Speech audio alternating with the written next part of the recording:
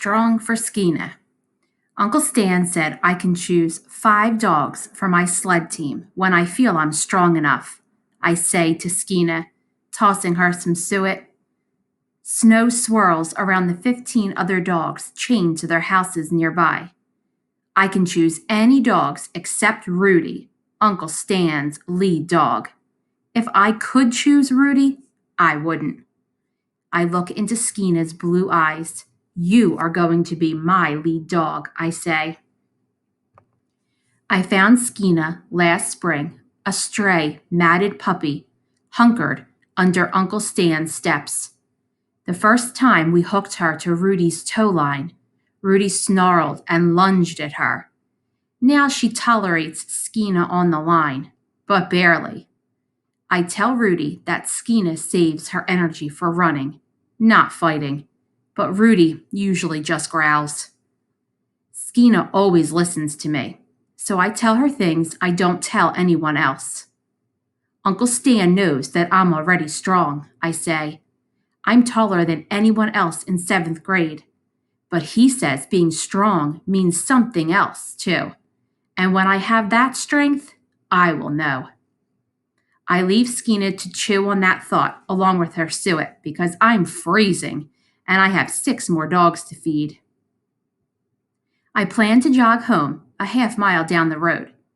I'm barely out of Uncle Stan's driveway when Dr. Sarikataka's pickup truck comes rattling down the road. He stops beside me and I jump in, rubbing my hands over the heater. Matt, he says, I hear you are your uncle's dog sitter for the weekend. I nod. I like Dr. Sarikataka, which is just fine, because he happens to live smack dab beside our house. He's a veterinarian, which explains his interest in my uncle's dogs. Uncle Stan said to call you if anything happens, I say. This is a very good weekend to do that, since I'll be home for all of it, he says. That night, I hear the distant barking of Uncle Stan's dogs.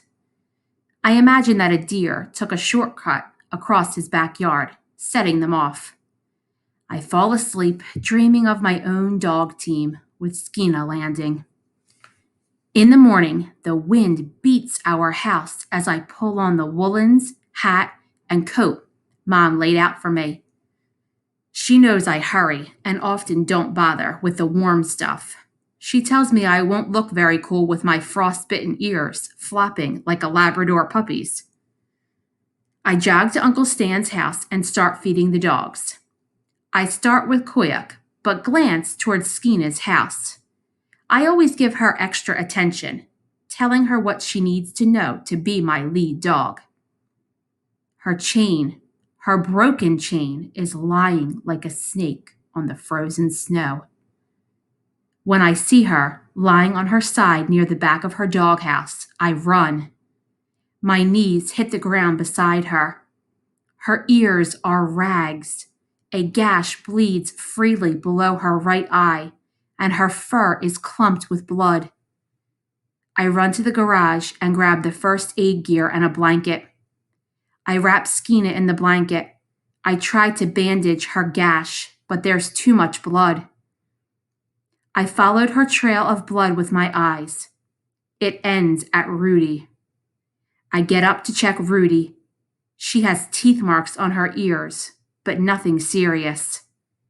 A piece of Skeena's broken chain and her collar lie tangled with Rudy's chain. Skeena must have broken her chain to chase the wild animal that crossed the yard last night.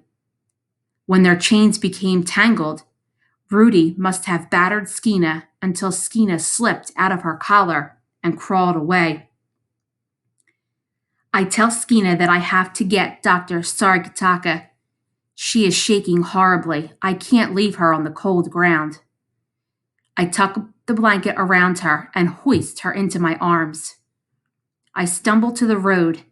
I count my steps and match my breathing to my counting. It's a half-mile. My arms are strong. The wind whips its icy fingers around my head and my hat flies off. My ears are doomed. The wind flings Dr. Sarikataka's door right into him.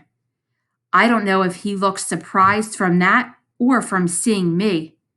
Matt, Dr. Sarikataka cries, lay her here. I look at the floor.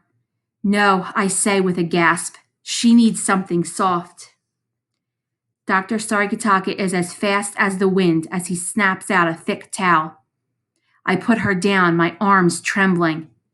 I clutch them to my sides because they're floating to the ceiling. Dr. Sarikataka moves quickly. I lose track of what he's doing as Skeena's eyes lock on mine. They are powerful magnets. I lean close to her. I realize that I'm crying. I look hard into her eyes until my brain hurts. Skeena, I say, you are going to be my lead dog. Her eyes close as Dr. Sarikataka gives her a shot. He gives me directions, and I clean her while he stitches the wounds. I ask Dr. Sarikataka the question I have been afraid to ask, because Dr. Sarikataka always tells the truth. Will Skeena still be my lead dog? She will be the best lead dog, and you deserve her, Matt. He looks after her a while I leave to tend to the other dogs on this bitterly cold day. I know what I will tell Uncle Sam when he gets home. I am strong enough now.